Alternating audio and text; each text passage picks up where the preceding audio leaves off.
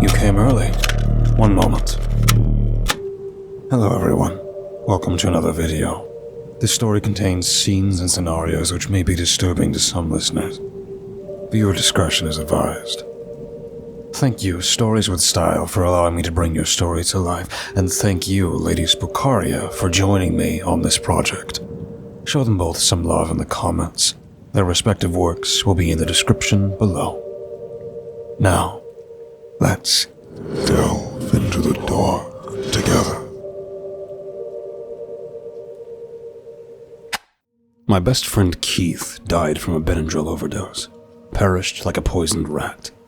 At least that's the official version of the story. It's what the paramedics said, after trying for more than 15 minutes to bring him back, unsuccessfully. But now, 6 months later, I know that's not the whole truth. Something else happened. Something entirely different. Something unbelievably messed up and disturbing. I know this because I've met people online who have gone through similar things. People who had encounters, some almost identical to Keith's, others stranger. And we stumbled onto something we never should have touched.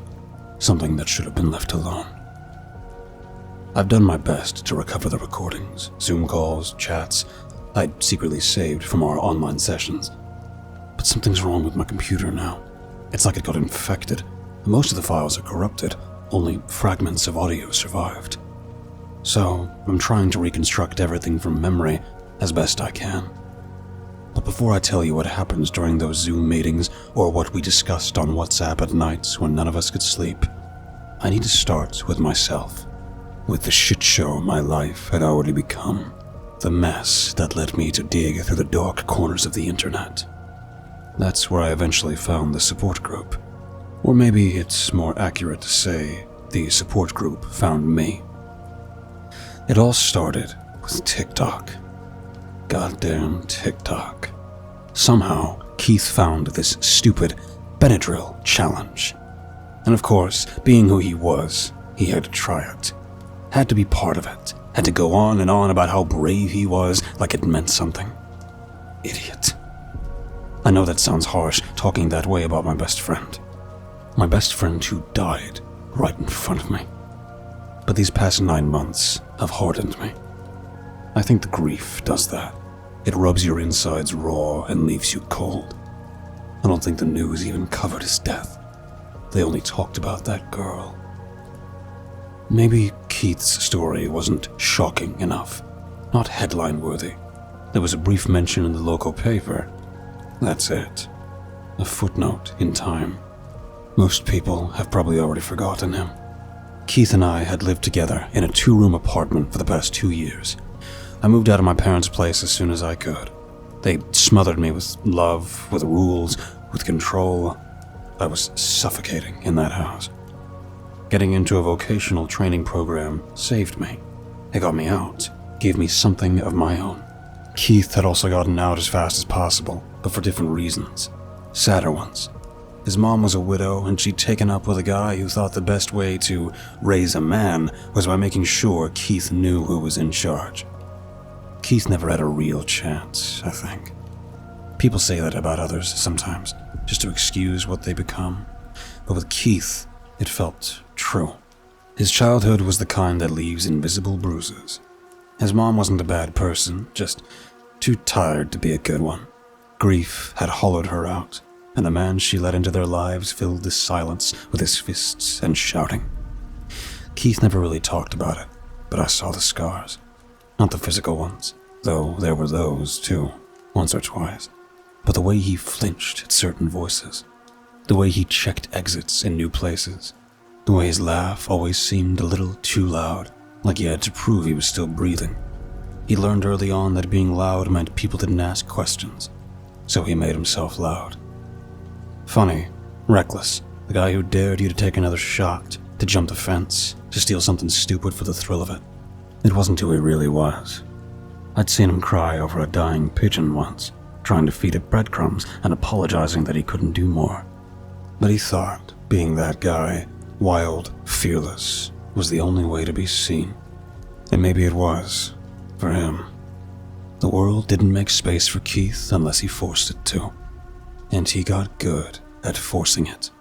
He wasn't built for the long game, though. Couldn't hold a job for more than a quarter of a year, couldn't commit to school. He had ideas, always big ones, usually half-finished and doomed to fail.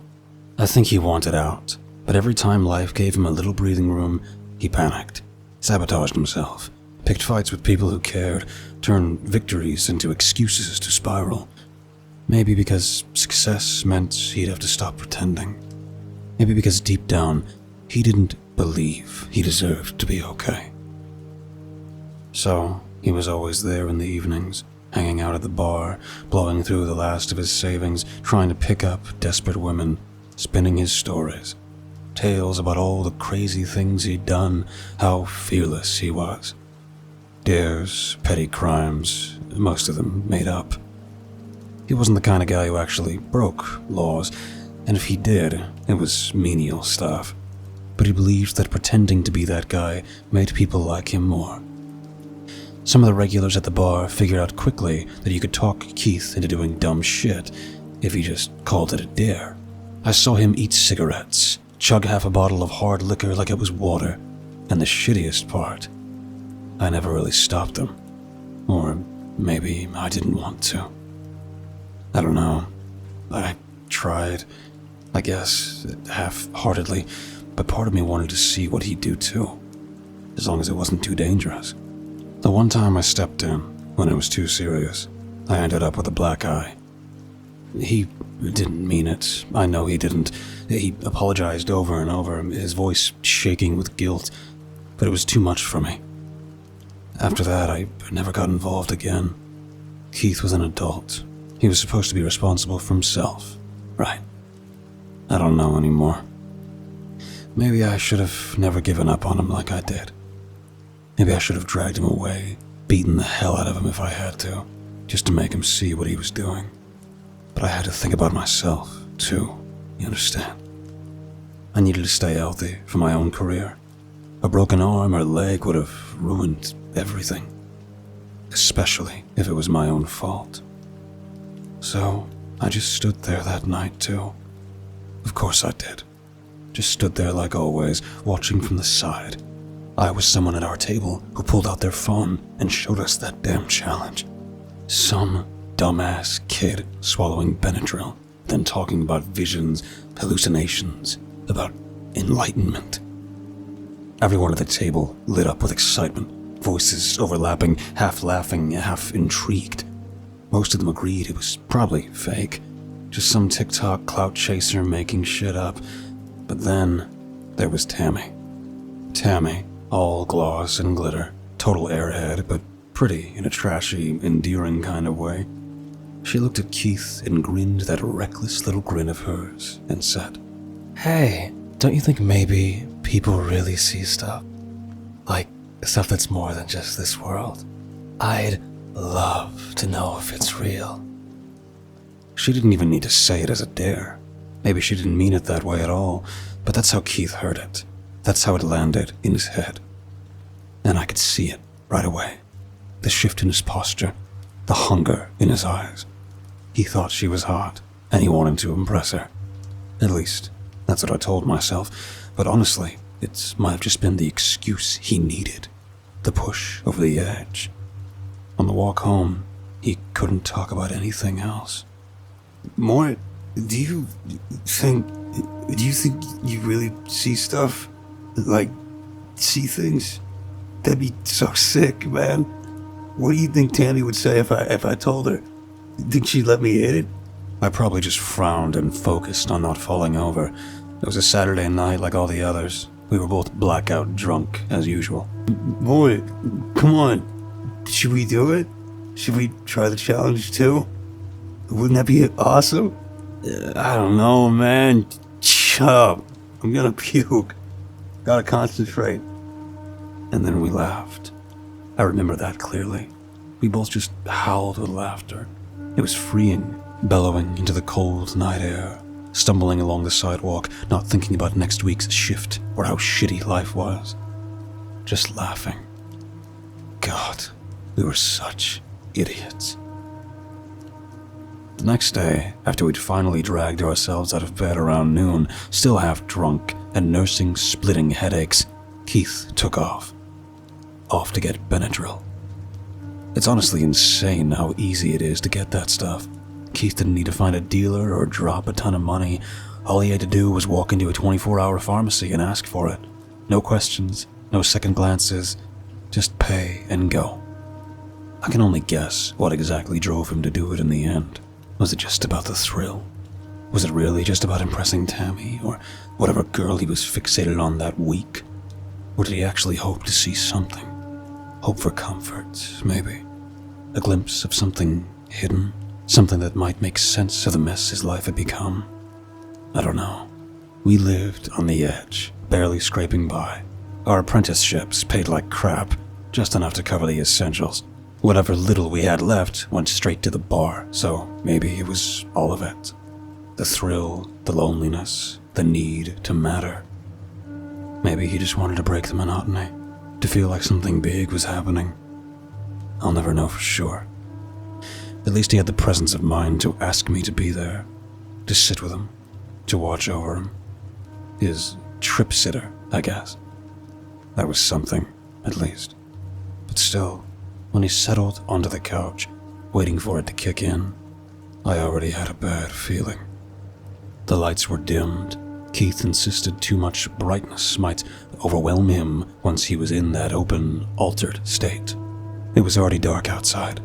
I remember just sitting there, staring at him in silence, listening to the hum of the fridge and the occasional groan of the pipes.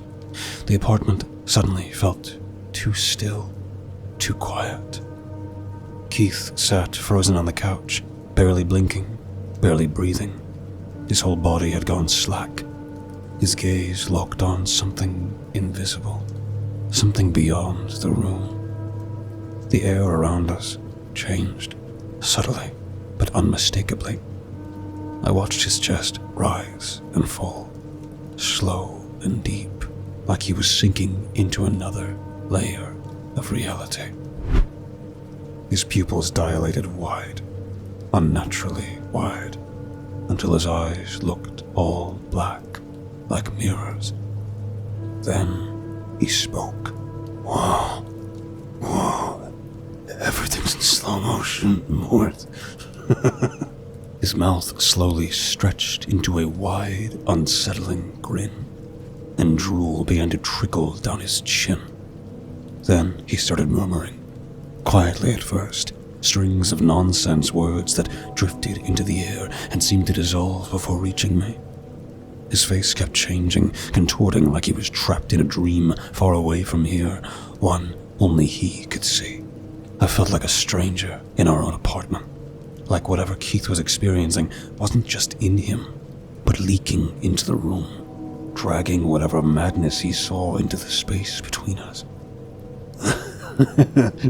Mort, everything's flickering, everything's buzzing, and the smells.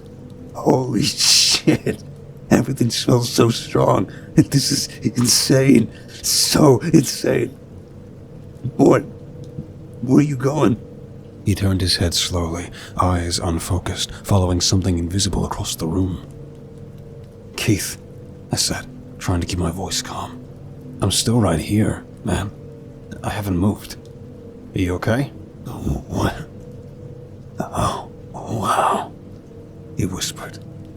You can teleport? That's so cool. Now you're back on the sofa again. Wow. Then he stood up. Oh, Mort, did you call Tammy? That's awesome. Thank you. I blinked. What? No, I didn't call Tammy. Why would I? Keith, hey, look at me. But he was staring toward a spot near the door, eyes darting, flickering like they couldn't decide where to land. Yeah, of course I'm having a great time, he said cheerily, like he was on the phone.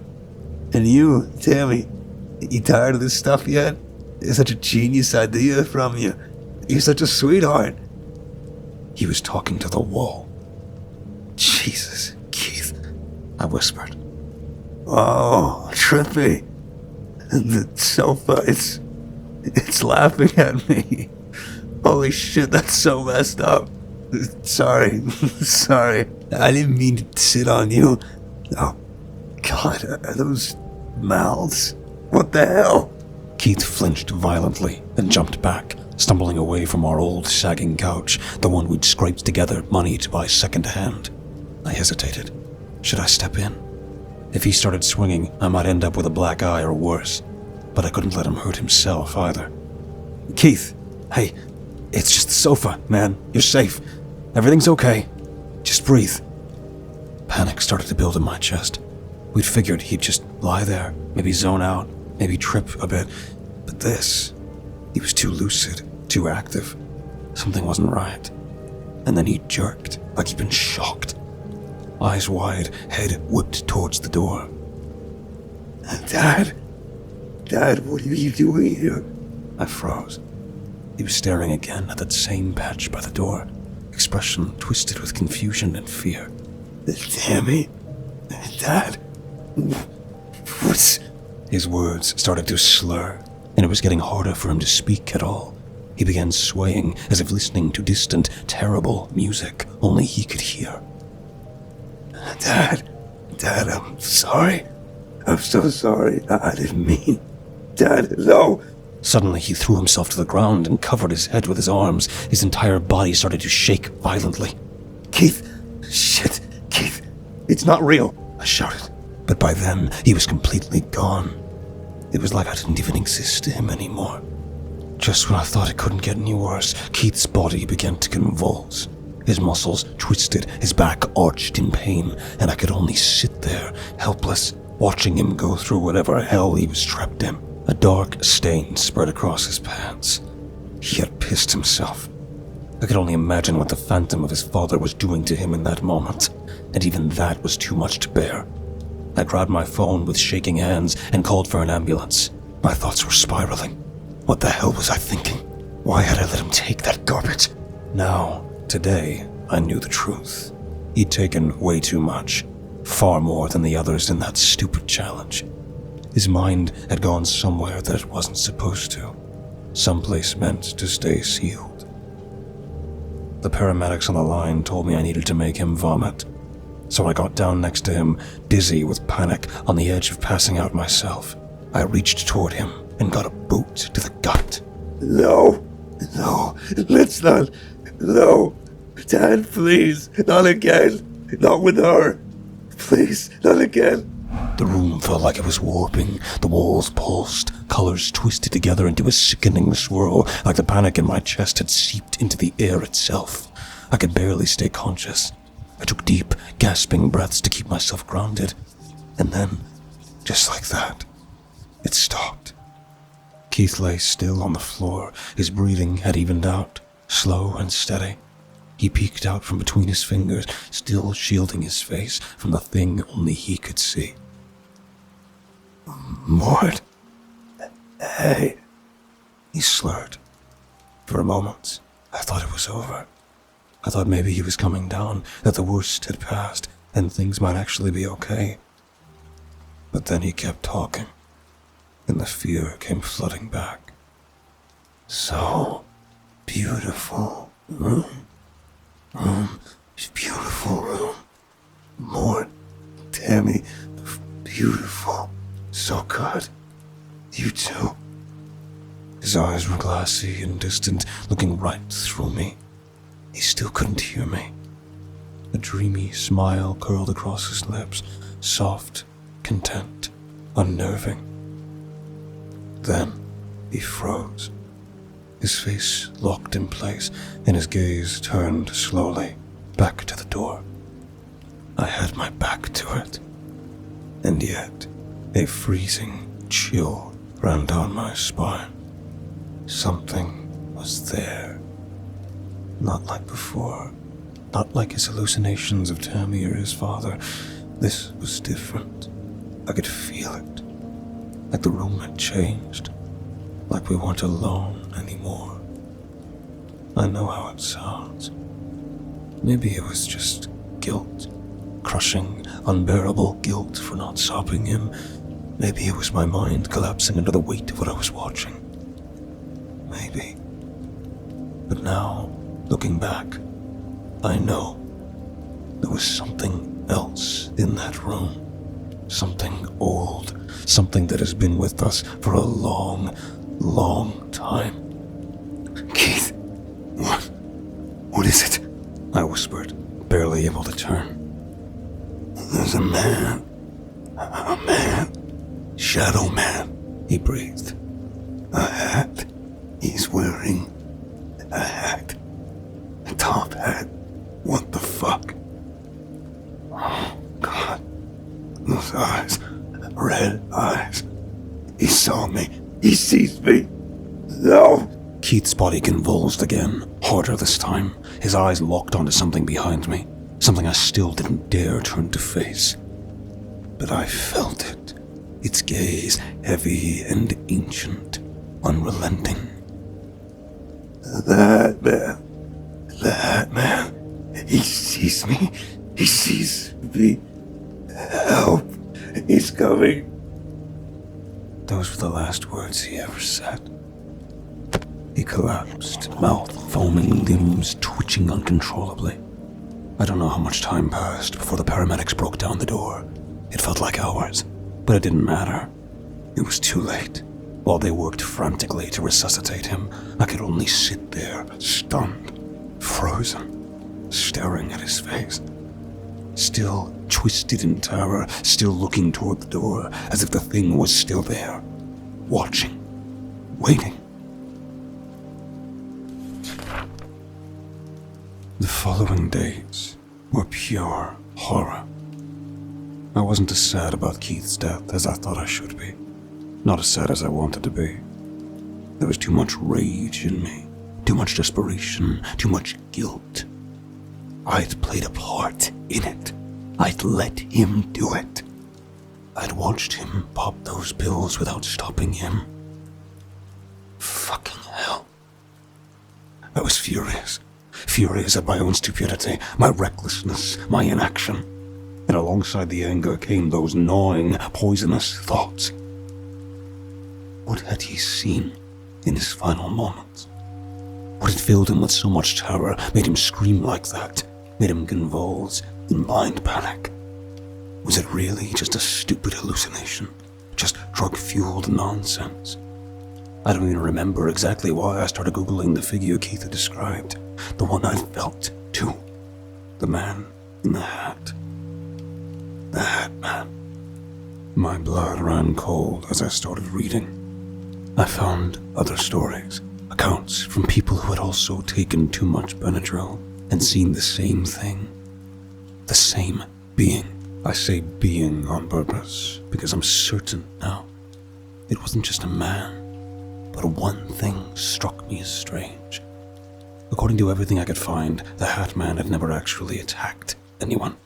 At least, there were no reports of that. But then again, if he was responsible for people dying, who would be left to talk about it? For a while, I just read. Report after report, all filled with eerie similarities to Keith's experience. The shadow, the hat, the red eyes, the feeling of being watched. All of it matched. Too much to ignore. Eventually, I posted my own story. Told the whole thing. Keith, the overdose, the last words, the figure. I asked if anyone else had experienced something similar. A sighting like Keith's. A real encounter. For a long time, I got nothing. No comments, no upvotes, no DMs. Most people probably didn't take it seriously. And I guess I can't blame them. I wasn't even the one who saw the Hat Man. Even reading it back, my story sounded far-fetched. Like something out of a creepypasta written by a teenager looking for attention. But then, I got a private message on my Reddit account. A message that pulled me even deeper into this nightmare. It was late, another Saturday night, but this time I hadn't had anything to drink. I still went to that bar, like I used to with Keith, but it wasn't for fun anymore. It was just a ritual now. a way to keep the memories sharp, memories of him, to remind myself of those nights we used to share. Keith's death hadn't affected the others much. When Tammy casually asked me what kind of trip he'd had before he died, I nearly punched her in the face. But I didn't. I held myself back. I sat there in silence, listening to their stupid conversations, their shallow jokes. In the end, Keith had died for nothing. Just for the amusement of a bunch of disgusting, superficial assholes looking for weekend thrills. I shouldn't have been surprised. I'd always seen how they used him, egged him on just to see what he'd do. The dares, the games, the manipulation, all just entertainment. It made them feel superior, better than looking in the mirror and confronting the pathetic void of their own lives. But my contempt didn't change anything. While they laughed and got drunk, I took some dark comfort in knowing the alcohol was rotting their already useless brains, destroying their livers bit by bit.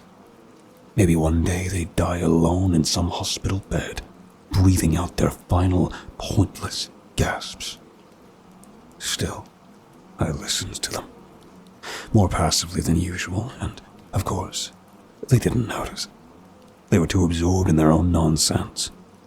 When Mike started slamming a pool cue against the table in a tantrum over some meaningless argument and yelling loud enough for the bartender to intervene, I slipped out. No one even noticed I was gone.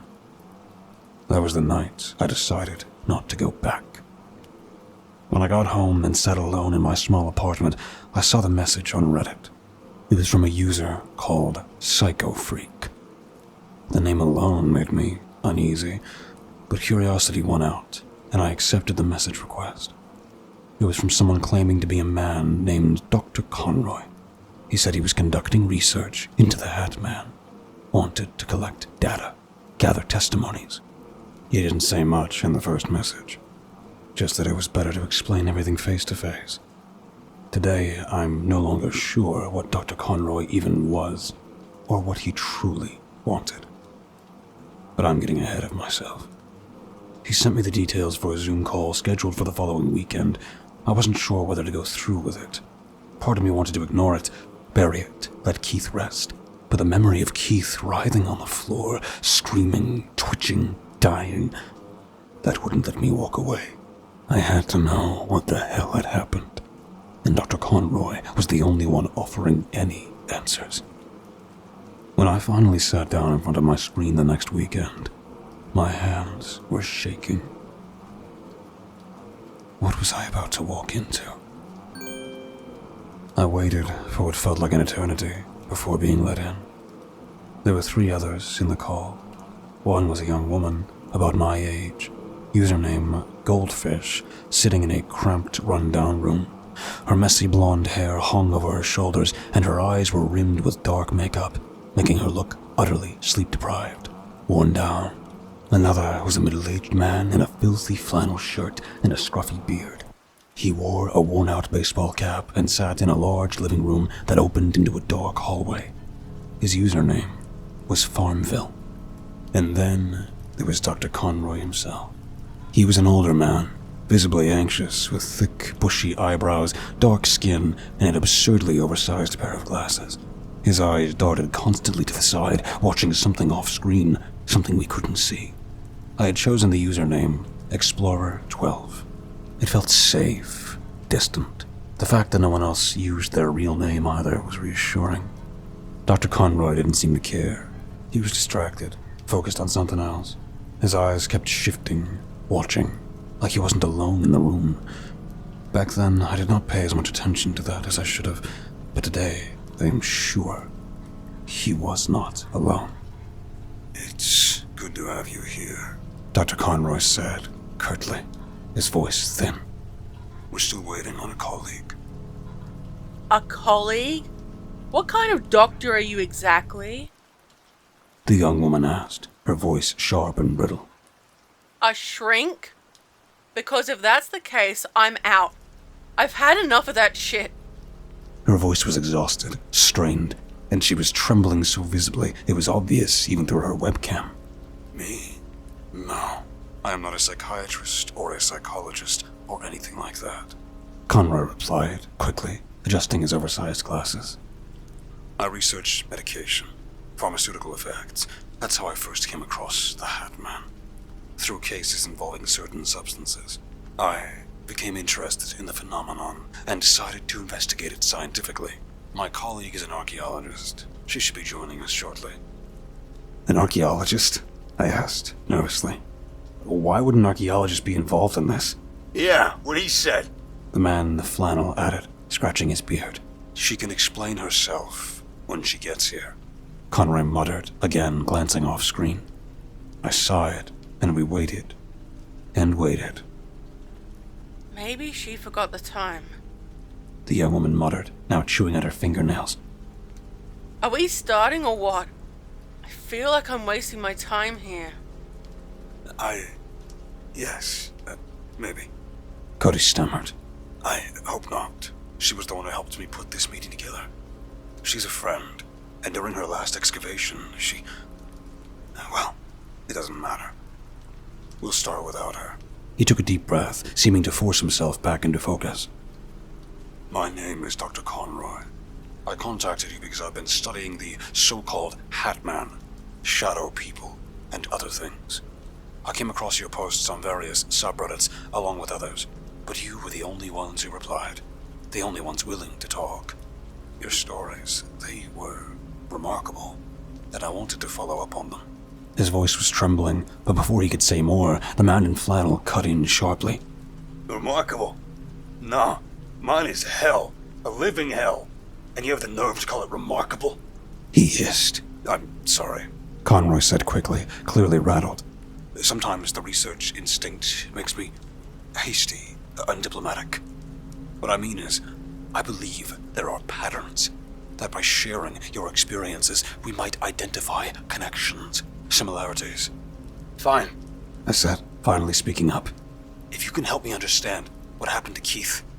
I had to know. I had to understand what had really happened that night. All right then. Conroy nodded, his voice steadying slightly. Who wants to go first? The rest of us hesitated. There was a long silence. Then, finally, the man in the flannel, Farmville, cleared his throat. I'll go. I was out on a hunting trip. The man began. Way out in the sticks. Just me and my work buddy. Well, he owns the farm next to mine. We go hunting together pretty often. Usually for coyotes, raccoons, the kind of trash that goes after our chickens.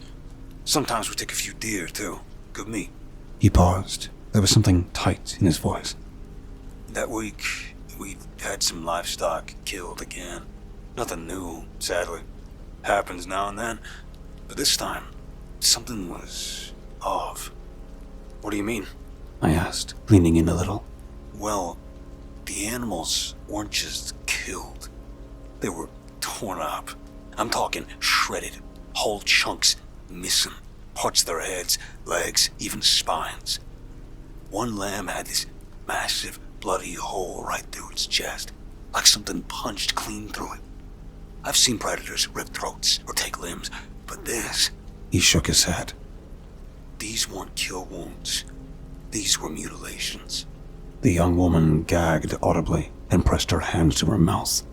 Dr. Conroy looked mostly like he hadn't been listening at all, but even he flinched at the descriptions.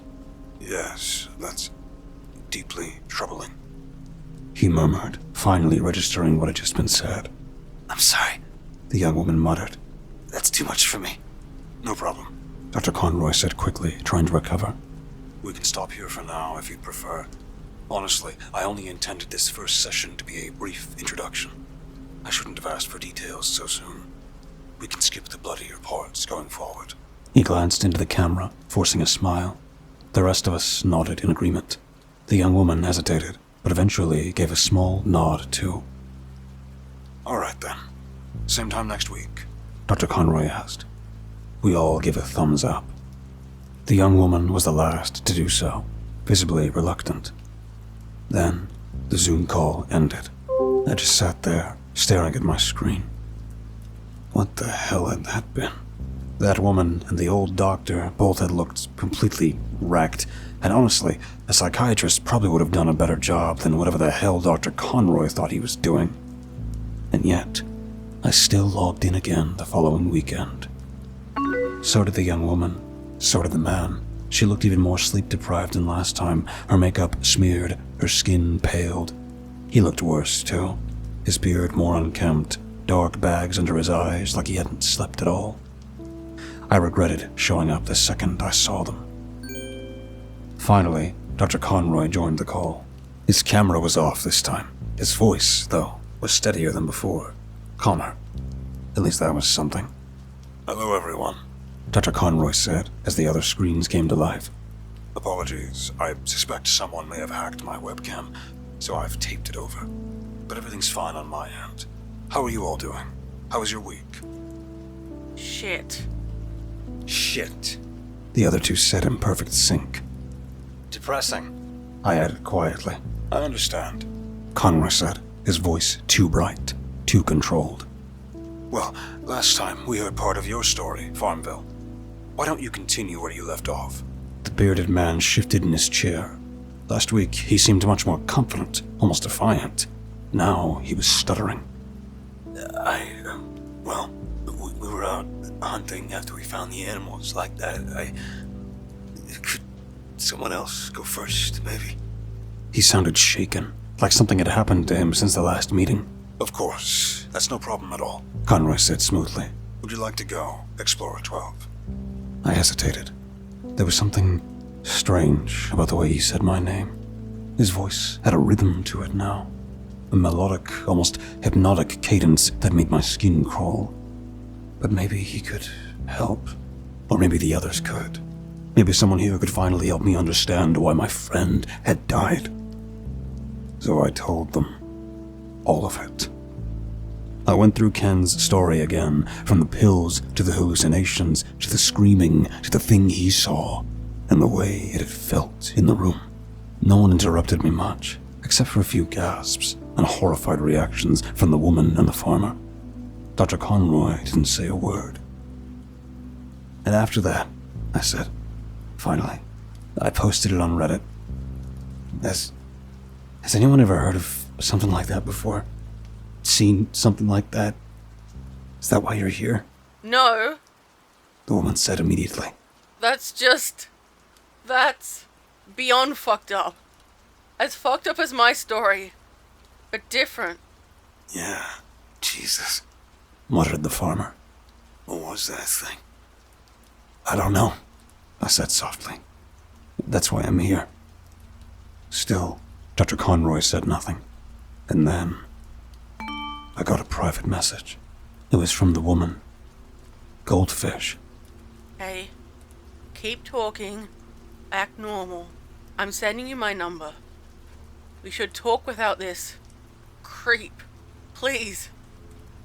Then her number appeared in the private chat.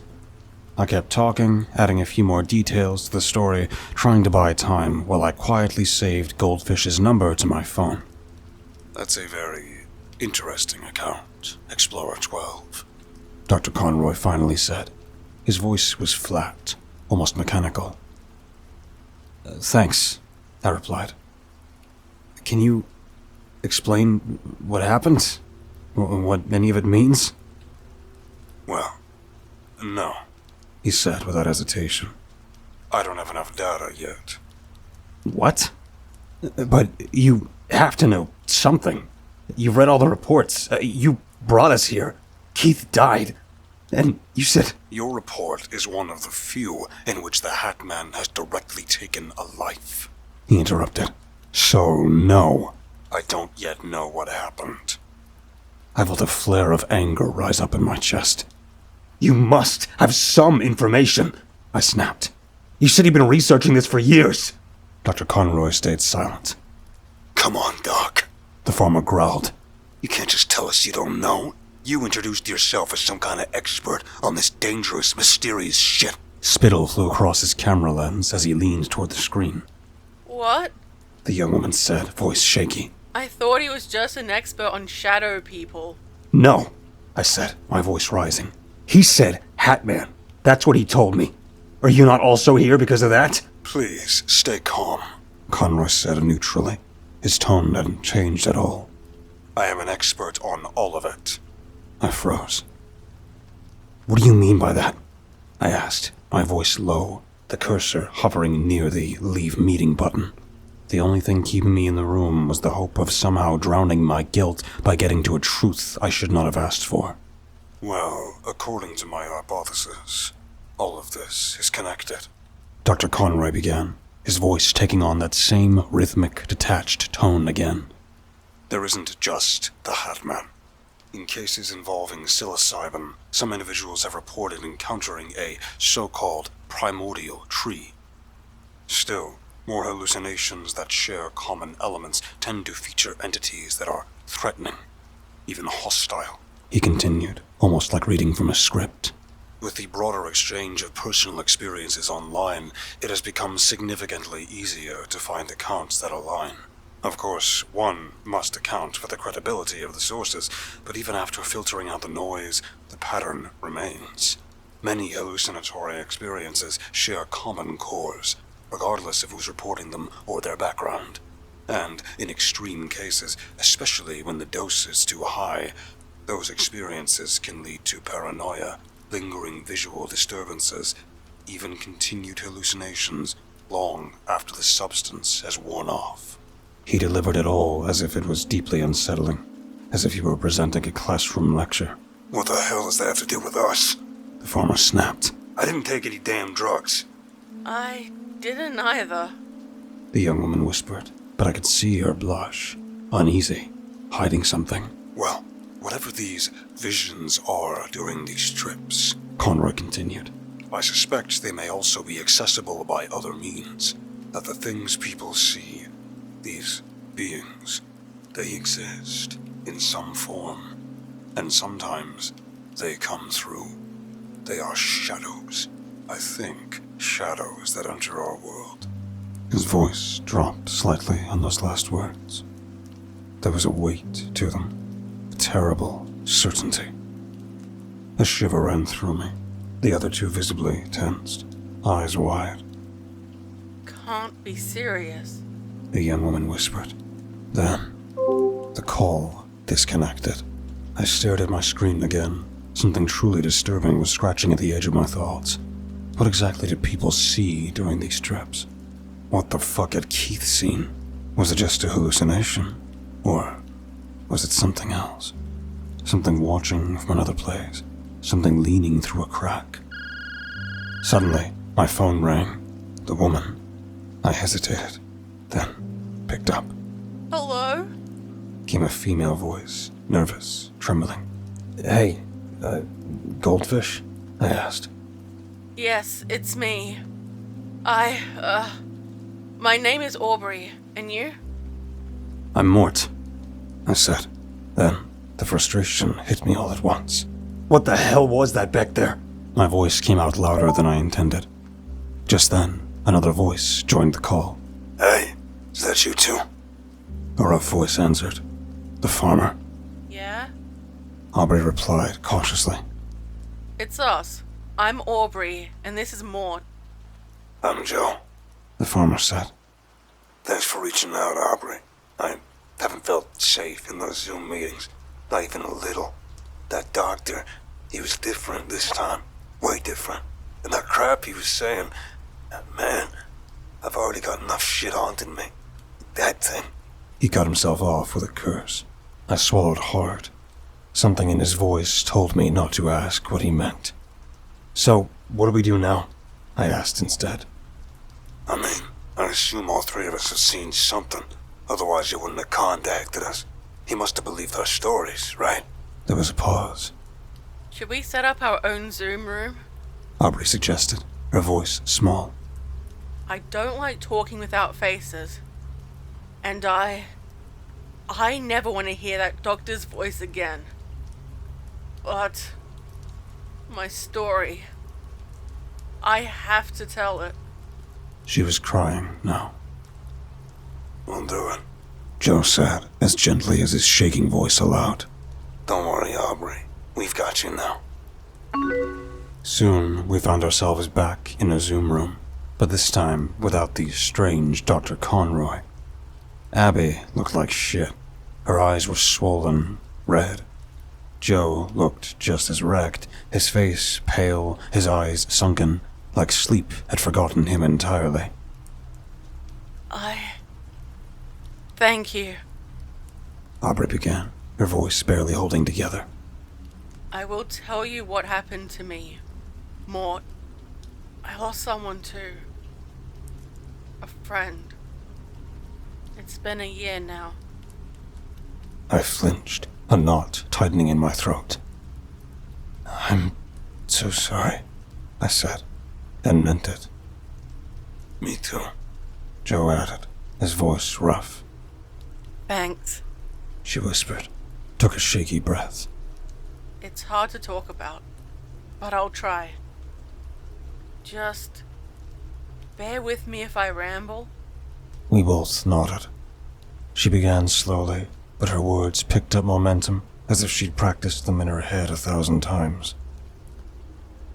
To this day, I'm not entirely sure what exactly happened around me. But one thing I do know, I was lucky. Unbelievably lucky.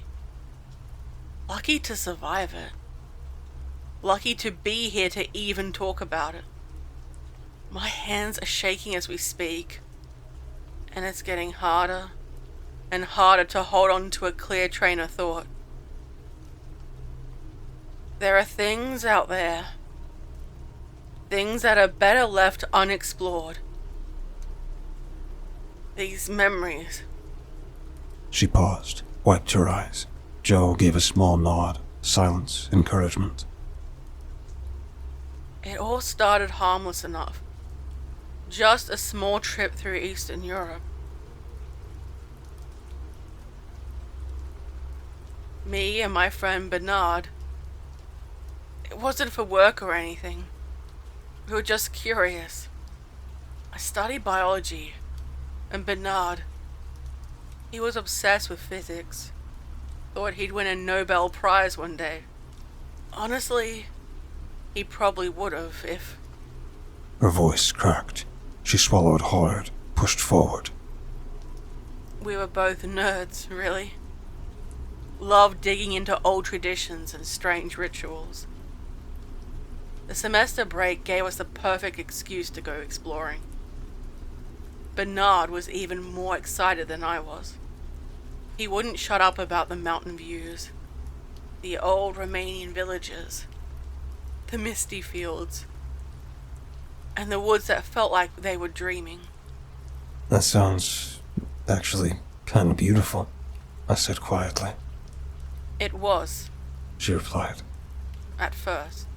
I'm guessing that didn't last long. Joe muttered. Aubrey shook her head. I was looking forward to meeting people, locals, talking about their history, getting more fluent in their language. We had already started to teach ourselves. We were strangely enamored with that country, even though we'd never been there. Still, I read that deep in Romania, far from civilization, there were still old communities. People who remembered things most of the world had forgotten. And at first, it was peaceful. We traveled through the Carpathian Mountains without any issues. Took a flight into Romania, then rode on this old creaking cab into a small mountain town. That's where we met him. Joe leaned forward slightly. Who's him? This old man. Aubrey said. Dirty skin, tangled beard, wearing his crushed felt hat. He'd come into town to sell things from his farm. Said he was headed back to his village, and he offered us a ride. He talked about a tavern there. Said it had great food, best in the whole region. He was proud of it. Spoke like someone who hadn't seen strangers in years. And he seemed kind. Really kind. fatherly. Her voice softened for a second. So, we accepted. We climbed onto the back of this ancient truck, and off we went. The road wound up the mountain, gravel popping under the tires, fog curled in the valleys below, glowing orange in the dying light. It was quiet, too quiet. And then the crows came. Just a few at first, but their cries were the only sound in those sleeping woods. That's when I started feeling it. Cold, wrong. Eventually, we reached a small village nestled tightly against the mountain's flank. Old wooden houses lined the narrow paths, their darkened roofs sagging under time's weight. Off in the distance, maybe 100 meters or so, I spotted a chapel. Small, crooked, like it had grown out of the soil itself. Most of the homes still had lights burning, even though it was past 11. Something about that detail made my stomach turn. There was a stillness to the place that I didn't like. Too quiet. Too preserved. I felt stupid for getting uneasy. I mean, who's afraid of a quiet village? But I'd heard the stories. Strange tales about isolated towns in Eastern Europe.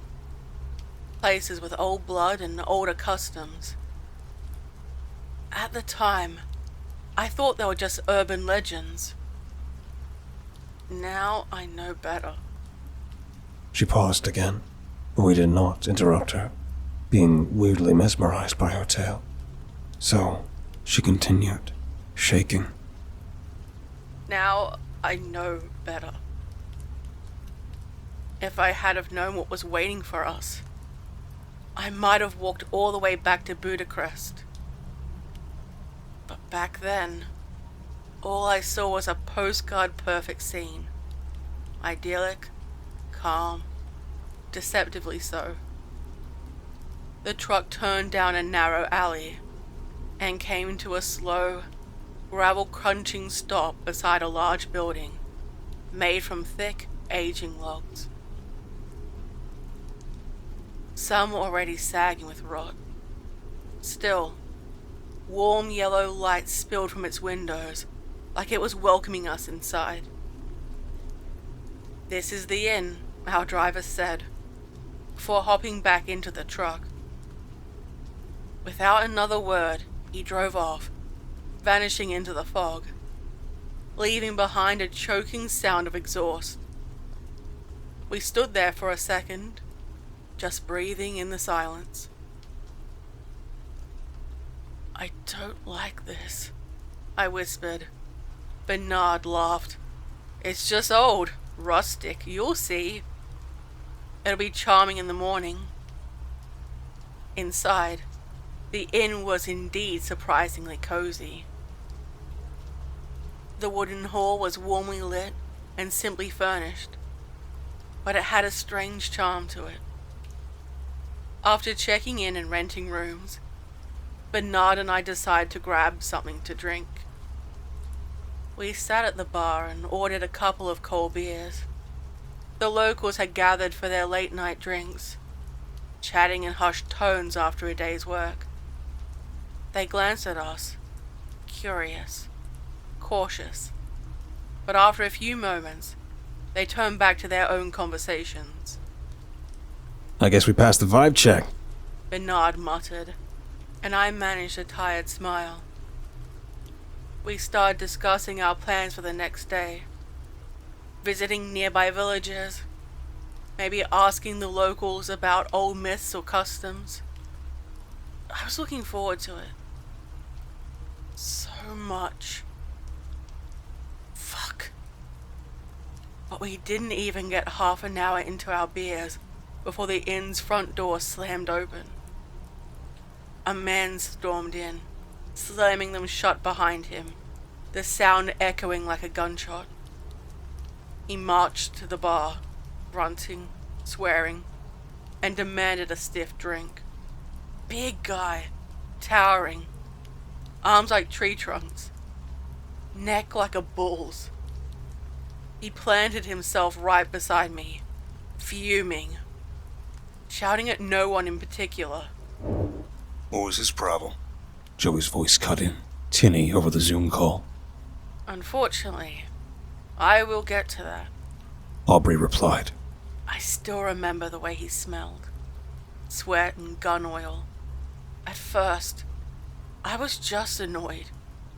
He was loud, belligerent. But then he looked up, and I saw his face.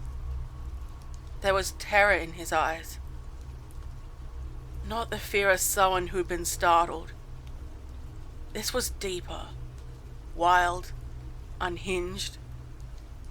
He rolled his eyes upward, then slammed them shut again, muttering incoherently. Then he started shouting about needing more alcohol, twitching, shaking. It looked like he was trying to drown out something in his head with noise and booze. I should have minded my business. But of course, I didn't. Hey, I asked, cautiously, are you alright? What's going on? He blinked at me, confused, like he'd forgotten I existed. Then he leaned in, muttering under his breath. You think I'm crazy, don't you? He suddenly raised his voice. I know people like you. Fancy clothes, soft hands. You think I'm nuts? His voice was rising now, turning ugly. You'll see. You'll all see. And then, just like that, he dropped his head to the counter and passed out cold. What the hell? Bernard muttered. Don't mind him, The innkeeper said, not even looking up as he cleaned glasses. He's been like that for weeks now. I glanced at the giant, now snoring softly on the bar. Something about him still made me uneasy. He seems off, I said. The innkeeper shrugged. Drinks all night, neglects his land, owes a lot of people money. Something must have really shaken him up, I insisted. The man sighed, clearly tired of talking. Maybe. Who knows? I'm not his priest, but ever since he went out shooting and nearly hit some kids playing near his farm, folks tend to keep their distance. I looked around. The place had started to empty. The locals had left without saying goodbye. You gotta understand, The innkeeper said with a heavy sigh. in these mountains, strange things happen from time to time. Things no one can really explain. Soren lives a bit off on his own, so we don't actually know what's going on out near his farm. He used to be a decent guy, solid. But then, his livestock started disappearing. He paused and shook his head. Of course, he took a shotgun and started standing guard every night, trying to protect what was his, but about a week ago, he came into my inn, nearly out of his mind. Just like tonight. He keeps mumbling something about hungry shades or whatever. Shades! Shades everywhere! Soren suddenly jolted awake, snarling as he glared around the room. His wild eyes landed on Bernard and me. Filled with suspicion, and something worse. Rage. You think I'm mad, don't you? Western scum. Oh, no, there's definitely something going on at your farm. Bernard blurted, a bit too fast. Soren narrowed his eyes. You mocking me? No, not at all, I said quickly, raising both hands. There must have been a reason for what you're feeling. Why don't you sit and have another beer with us? For a moment, I thought he was going to leap across the bar and tear one of us in half. Then, he grunted. Never said no to a drink. He sat down what was left in his glass and ordered another. The tension started to ease. At least a little. When he had taken a few gulps, I forced myself to speak. What's going on out there, Soren? He stared into his mug for a long moment. It's a ridiculous story. He muttered. For the past few weeks have been hell. Start from the beginning, Bernard urged gently. Soren gave us a look that could break glass. If you laugh, I'll smash your teeth out. Deal, Bernard said. Joe's voice crackled to the Zoom call. Sounds like the guy's had it rough. Yeah, Aubrey said. you should have seen his eyes. He knocked back the rest of his second beer, then slammed the glass on the counter. It must have been about 3 weeks ago. He began. My kids were already asleep. My wife was sewing in the kitchen, and I was doing some repairs out in the garage. Just another quiet night, nothing special. Then, the dog started barking. Not like usual, not aggressive, not protective. Terrified, screaming bloody murder. You need to understand, these aren't just pets. They're working dogs, tough bastards. They've chased off wolves before. And I mean real wolves, big ones. But that night, it sounded like they were pleading. I stepped outside expecting to find some drunk stumbling through the yard. Nothing. Not a soul. Next night, same thing. Barking, howling, eyes wide, like they've seen the devil himself. I started thinking maybe they'd gone mad. Rabies, maybe. But the third night, that's when I saw it. He glanced around, lowering his voice. Shadows, He said. shifting on the walls of the barn, shapes that didn't match anything real. And that smell, He paused, swallowing hard. it was like the air had rotted, like something had died, or worse. My eyes burned. I could hardly breathe. I didn't even have words for it. But it was like doom had a smell.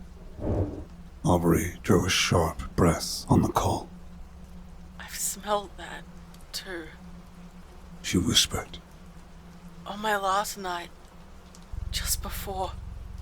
Fuck. It was so disgusting. So mad. She trailed off, took some time to calm down. On the fourth night, Soren continued. I lost my first cow. Not quietly, either. That poor animal screamed like he was being torn to pieces. I ran out there with the shotgun, ready to shoot anything that moved, but nothing. No blood, no bones, no fur. Just gone. I started thinking I was losing my mind, but then it happened again and again. Second cow, third, same deal. That's when I decided to camp out in my truck and watch the barn myself. He leaned back, eyes hollow now. And that's when it stopped. No more screaming, no more vanishing cows, no more shadows. He looked down at the bar. But the dogs still wouldn't stop howling. I still smelled something.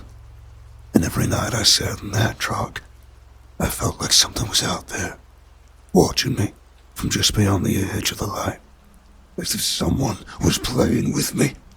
Soren snapped, gripping his beer glass tightly. It was maddening. Fuck, that's how I'm feeling too. Joe interrupted, shaking his head.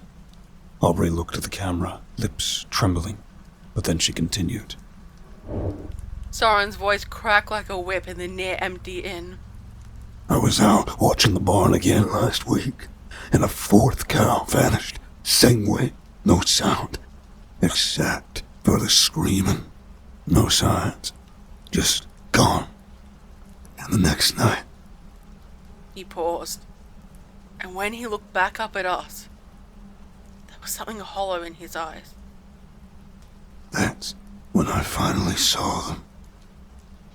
Shadow people, moving along the barn walls, flickering, twisting, not shaped like anything human, but close, too close, uncanny.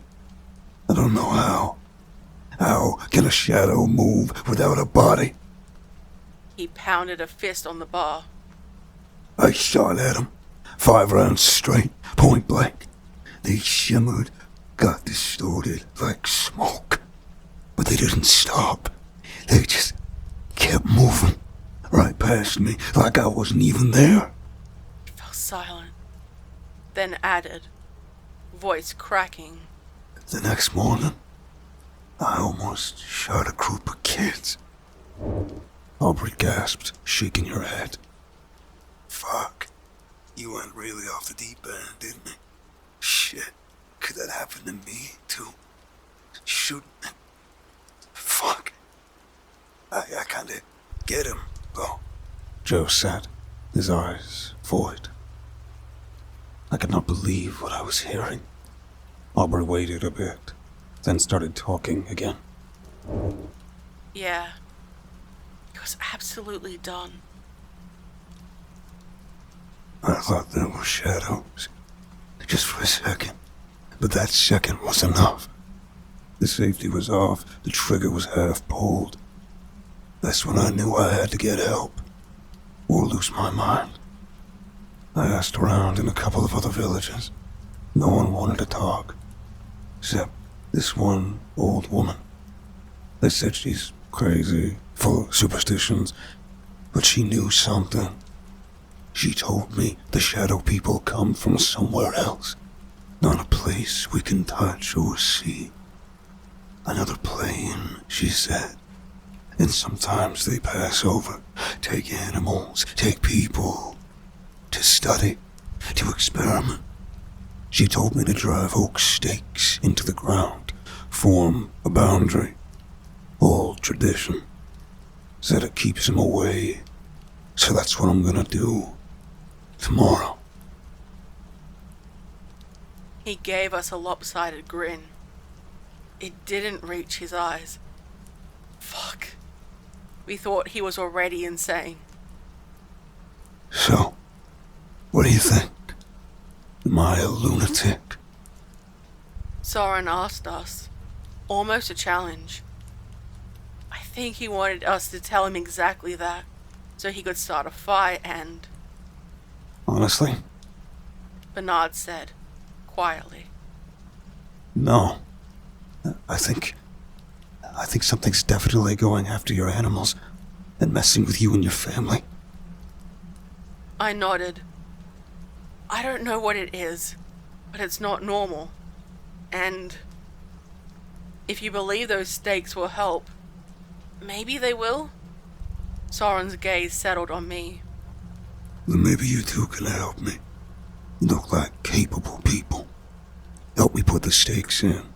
No one around here will come near my land anymore, and with good reason, wouldn't you say? He gave a dry, rasping chuckle. You get a place to sleep, a warm meal. Bernard and I exchanged a glance. He looked hesitant, pale. But when we broke, and I was still curious, we both nodded a short while later while cancelling our room at the inn. We followed Soren down a narrow path, flanked by tall, black spruces. The trail twisted along the mountainside, the last lights of the village vanishing behind the trees. The deeper we went, the heavier the silence became. Our flashlights cut weak beams through the thick dark. A mist hung low over the ground. Finally, we reached a wide pasture, bordered by a sagging, straw-roofed farmhouse and a long barn. One small window of the house still glowed faintly, like a dying candle. Soren led us through a rusted gate, scanning the ground constantly, as if expecting something to crawl out of it. Inside, we were greeted by a tired-looking woman who introduced herself as Soren's wife.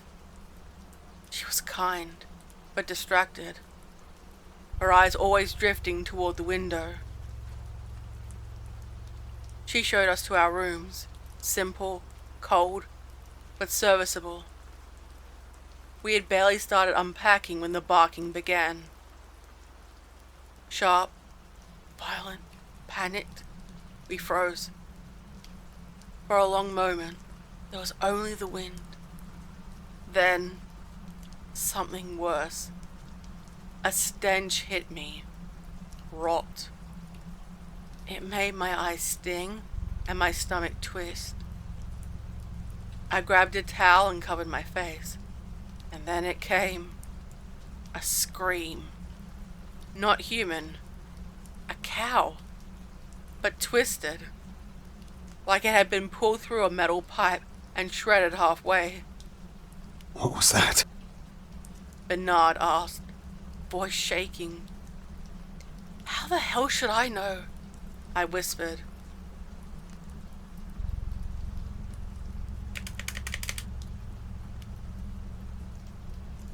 Even behind thick walls and shuttered windows, I didn't feel safe. I felt exposed. How the hell had we ended up here? Had a pack of wolves broken through? Or was it the shadow creatures Soren claimed to have seen? I didn't want to find out. We laid down that night in silence. No more screams, no more barking. Just stillness. And we were grateful for it. For a few hours, the night stayed quiet. The next morning, Soren's wife woke us, her hands trembling as she set down 2 plates of bread, cheese, and boiled eggs she must have prepared in the early hours. She didn't speak at first. Then she sat in the corner of the room, hands folded tightly, eyes red and unfocused. Another one's gone. She whispered. Gone. Again.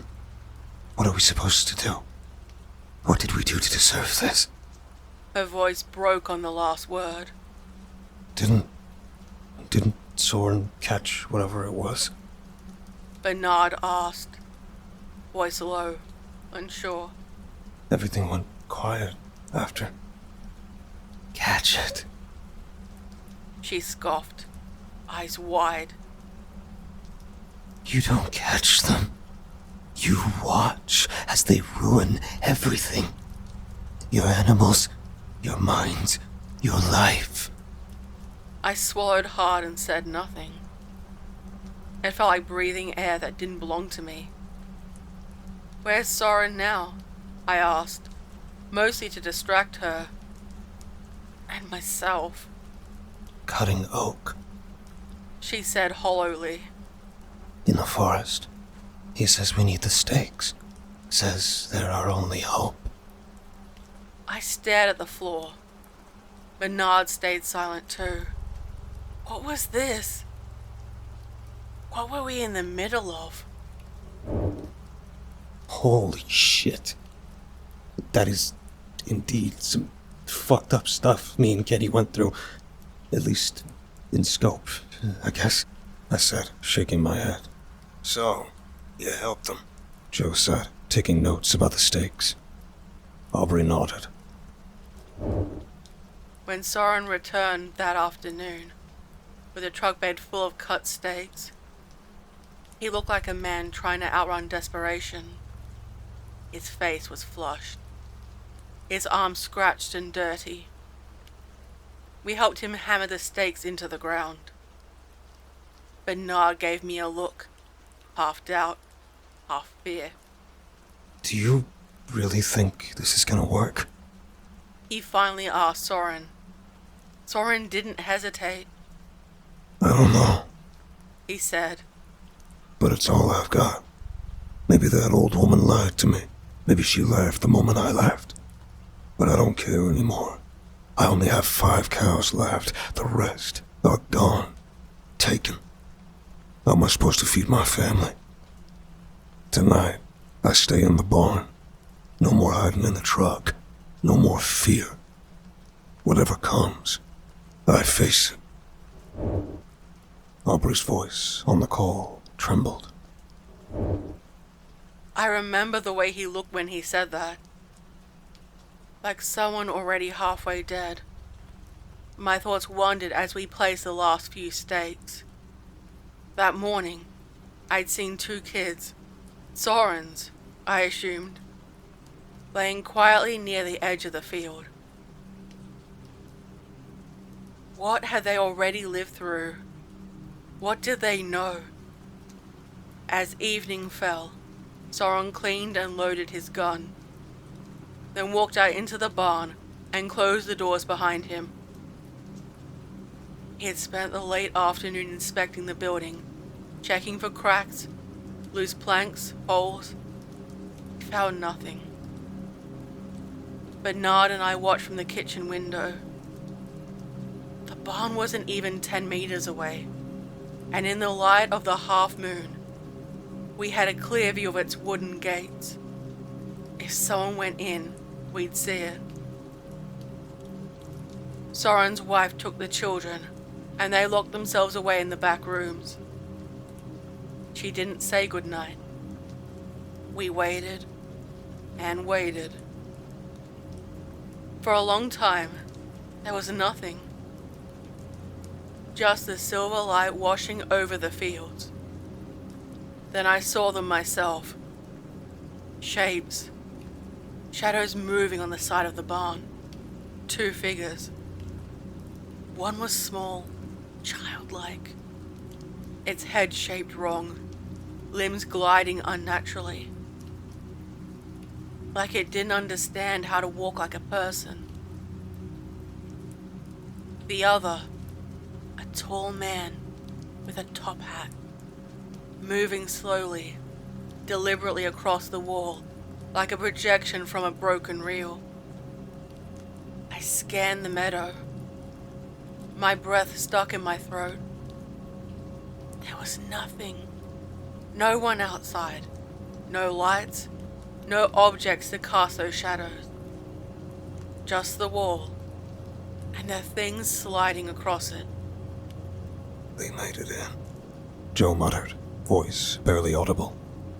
They slipped through the gates, Aubrey said. like smoke through keyholes. And that's exactly what I saw. They reached the barn doors and seeped through the cracks. I shut my eyes. I wanted to be anywhere else. Anywhere but there. For a few seconds, there was just silence. Then, a gunshot. Then a scream. His scream. Soren's voice. High and strained and full of pain. I thought I'd faint. The next day, we packed. Didn't speak. Didn't look back. We aborted the trip and headed home. Aubrey started crying. But what happened? I asked, trying to be as calm and supportive as I could. No one ever found Soren. Her words felt like ice on my back. His wife and kids left that same day. Relatives picked them up, and they never came back. The house still stands, I heard. Empty. And for what we saw, I don't know. I don't want to know. I never really managed to come to terms with what happened that night. Aubrey said, her voice breaking again. But for Bernard, it was worse. Way worse. She paused, swallowing. He had to get professional help. He started seeing things. In corners. At night. In mirrors. He said the shadows were watching him. Wanting him. I sat, frozen, barely breathing. I saw them too, sometimes. She continued, blushing in shame, as if we still would not believe her. On the walls, while laying in bed. During early morning walks, when the light was low, but I managed to ignore them. Somehow. Bernard couldn't. One night, cold, rainy, when he had gotten really drunk, he finally told me something he'd never said before. She looked into the camera, her eyes dark. When I was on the floor that night, too scared to look out the window, he did. He watched them leave. A pause. Her voice dropped to a whisper. And it wasn't just the two we'd seen before. He swears that 3 shadows came out of that barn. I leaned forward. 3? Aubrey nodded. The 2 from before, and 1 more, dragged between them. A bigger one, in the shape of a man, strong, broad shoulders. Bernard said it looked like Soren. My stomach twisted. Wait, are you serious? I asked, my voice hoarse. Are you telling me they took him? Yes. She whispered. Yes. Fuck. They took him. And I think they took Bernard too. He's gone as well. She sobbed once and then fell silent. Joe broke the silence, his voice barely more than a growl. Fucking hell. I stared at my screen. Do you think, I began, my throat dry, that these shadows, they're studying us? No one answered at first. Then Joe muttered under his breath, bitter and terrified. Goddamn parasites. For a while, none of us said anything. The silence in the Zoom call was thick, like we were all holding our breath, waiting to wake up from something we hadn't yet understood. But there was no waking up. This was real. I don't think they just study us. Aubrey said something, her voice flat, eyes red and distant. I think they change us. Perhaps. Like, mold us into something else. Joe exhaled sharply, rubbing his eyes. They're not just watching, he muttered. They're learning. Every time they take someone, they figure out more about us. How we tick, how we break, right? That has to be it. That's what Bernard said once. Yes. Aubrey whispered. Before he stopped talking about it completely. I wanted to believe he was just mad. But I think, what if he was right? He said he thinks the shadows communicate with Soren. The chill ran down my spine. Like, talk out loud. No. She said. Worse. They didn't need words. I felt nauseous. I don't think they come from our world at all, taking all things we now know into consideration. I said slowly, testing the words. I think they're from somewhere adjacent, somewhere wrong. And I think the drugs, the fear, maybe trauma, it's like tearing a hole, and they see through it. Joe leaned closer to the screen. Different places, different triggers, same results, I said, thinking aloud. Same shape. Aubrey added. The man with the hat. The Hat Man, I said. Like saying his name gave the whole thing more weight. Joe went quiet for a moment, chewing on something behind his eyes. Finally, he spoke. I haven't told anyone this in full. Joe muttered, eyes lowered. This is on one of the hunt trips I mentioned. Me and a buddy, at a farm next to mine, we went out into this stretch of forest we'd never tried before. Middle of nowhere, quiet. He paused, his voice steady but tight. It started off normal. Pretty soon, we noticed something was wrong. No tracks, no birds, not even bugs. The woods were dead, completely still. Aubrey's brow furrowed. Like, unnaturally still. Joe nodded. Yeah, and the shadows, they didn't sit right. Tree trunks all around us, sure, but the way the light hit, the shadows curved wrong, bent at angles they shouldn't, like they were cast by something else. And there, I thought, for a moment, I saw the man with a hat, too, but only briefly. So briefly, I thought I imagined it.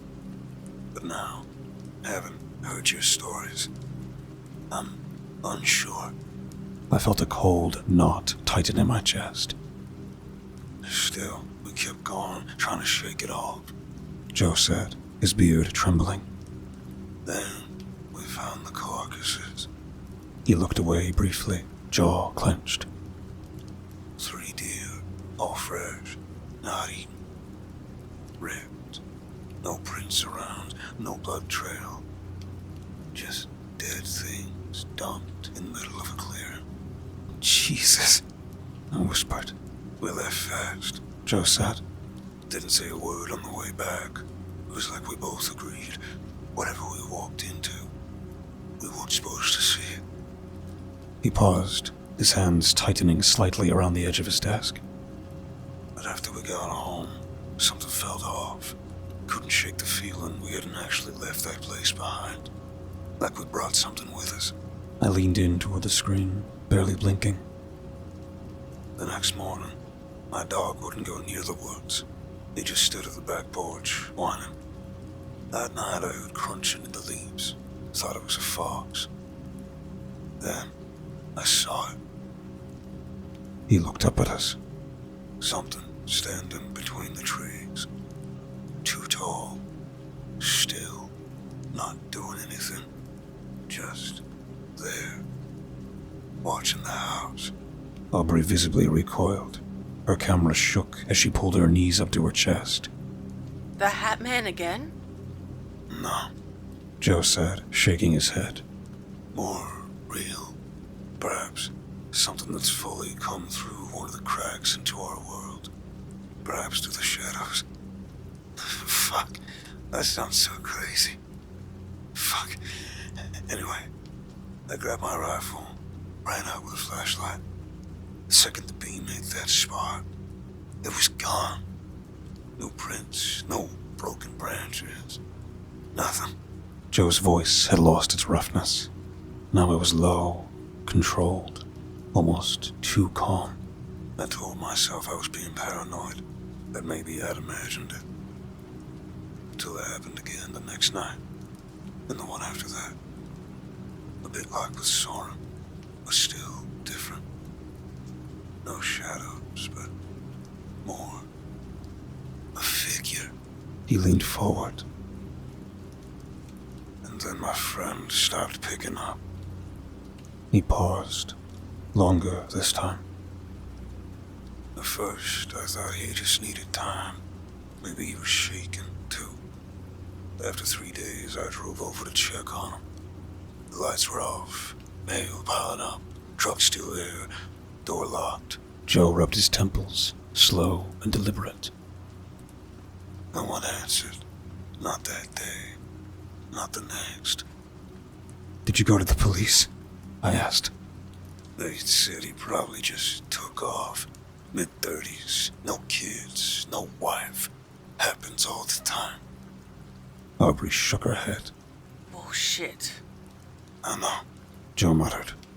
That's why I started watching the woods even more closely. He took a long breath. And they started watching back. Joe's screen flickered slightly. Nothing big.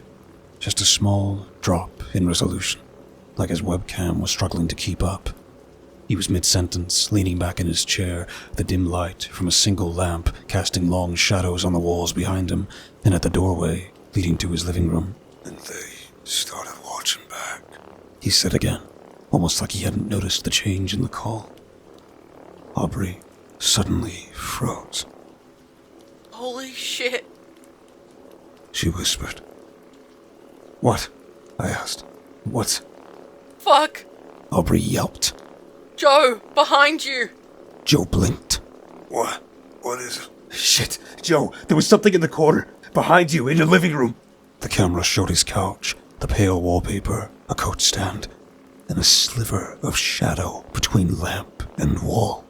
Just a little darker than it should be. What are you talking about? Joe asked, confused. He turned his head slightly, but not enough. Aubrey covered her mouth. It was. Oh God, it peeked in. It just leaned in and looked. Get your gun, Joe. Please. Fuck. I chimed in myself. There had been something in the doorframe behind him. Something leaning in, only for a moment. Joe, move! There's something in the fucking room behind you! Aubrey shouted, her voice screeching. He stood halfway up, his chair scraped loudly across the floor, his camera glitched for a second. Pixelated noise, a tearing sound in the audio. Then, movement. Just a flicker in the corner of the doorframe. Long, thin, wrong. Joe turned too late. A blur passed behind him, fast, but not fast enough to be invisible. It moved like a dark smoke given form. Something half folded out of reality. No footsteps, no warning. Joe spun, then screamed. Not in fear, in pain. The camera went wild, toppled. We saw the ceiling, then part of the floor, then nothing but motion, then static. A thud, another scream, shorter, choked off. Then, silence. Just the open mic. A faint, scraping sound. And then, a shape. For a split second, barely a frame. We saw it pass in front of the fallen camera. Too tall, white or grey, unreal. Its limbs slightly bending the wrong way. Its head elongated, tapered, like a hat stretched into a point. Then, the call to Joe cut out. His window vanished. Just black where his video had been. Aubrey was sobbing, muttering something over and over again. I could only catch pieces. They took him.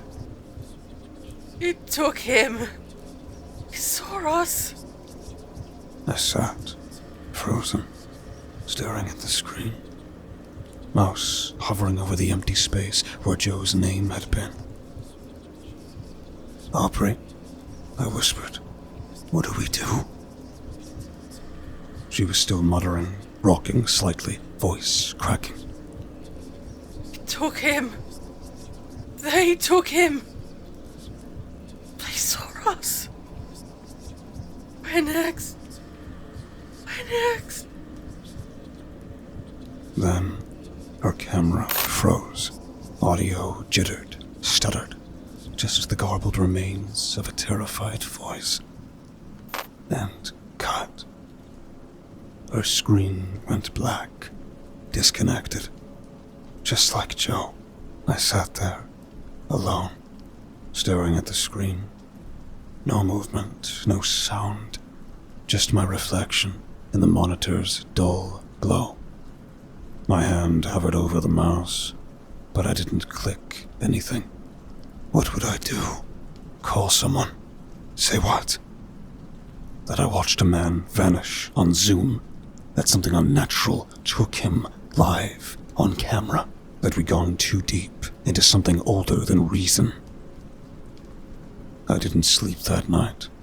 I just sat in the dark, the room too quiet. Every faint creak of the walls became a footstep. Every drifting shadow a shape standing just outside my vision. I haven't heard from Aubrey since, either. Her number stopped working the next day. I tried everything. Email, forums, her old posts. All gone. She vanished like Joe. The days have bled together since then. I don't go out much. I don't talk to people. I unplugged the webcam, duct taped it over, just in case. Just like Dr. Conroy. Did he know? Fuck. I see things, sometimes. Shadows that don't belong. Corners that feel deeper than they should. At night, I keep the lights on. Sometimes I still think about starting another call. Reaching out myself, asking if anyone else has seen it. Them. The shadows. The Hat Man. But I don't. Because what if someone answers? Or worse, what if it does? The world outside moves on, but in here, everything's stuck, frozen. I don't leave the apartment. Curtains drawn, lights always on. The webcam's taped over, just in case. No word from Joe, no trace of Aubrey. Nothing but silence and the slow rot of memory. I keep replaying that night, frame by frame. Keith choking on his own breath. Joe vanishing mid-sentence. Aubrey's face crumbling just before the screen went dark. My friends, or at least people who needed, wanted my help, my support. I tell myself I couldn't have done anything, that it was out of my hands, that we were all victims. But deep down, I knew better. I could have stopped Keith. I should have stopped him. At least, he could have been saved. And when Joe looked scared for the first time in his life, I just watched. Aubrey took the initiative. She contacted us. I just sat there, being the stupid fuck I am. She tried, and I failed. I failed her as well. Then, tonight, my phone buzzed. A video call. Aubrey. Not unknown, not blocked. Her name, her number, still saved in my phone. My stomach turned. It made no sense. She was gone. She vanished right in front of me. Didn't she? Fuck. I don't even know anymore. I stared at the screen, thumb trembling over the answer button. Was it really her? Was she still herself? Was she even alive? My brain screamed, don't answer. But my heart, the guilt. My heart remembered Keith, remembered Joe. And this time, I wouldn't stand by. I pressed accept. The screen flickered, then lit up. Aubrey appeared. But wrong.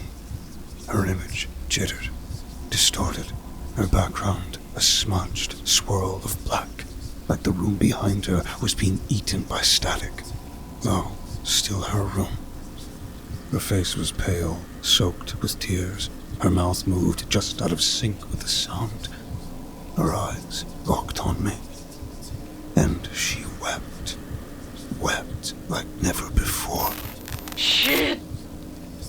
What? Mort!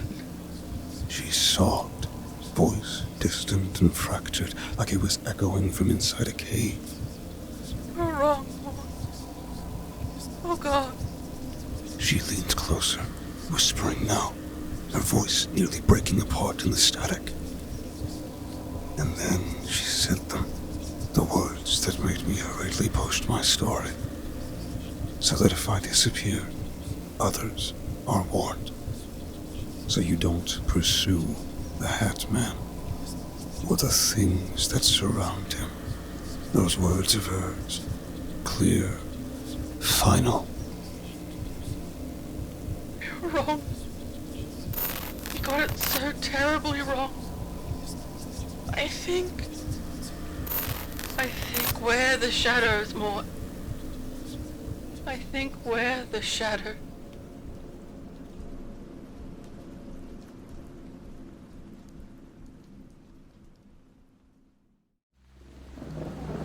Thank you for listening and delving with me into the dark together.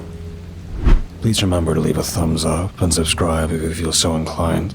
The more engagement this video gets, the more YouTube will push my content to others. Thus, the following will grow. All stories read in this channel will be available on Spotify, iTunes, and just about everywhere else. Links in the description. Thank you for listening and feeding the cause. We'll be seeing you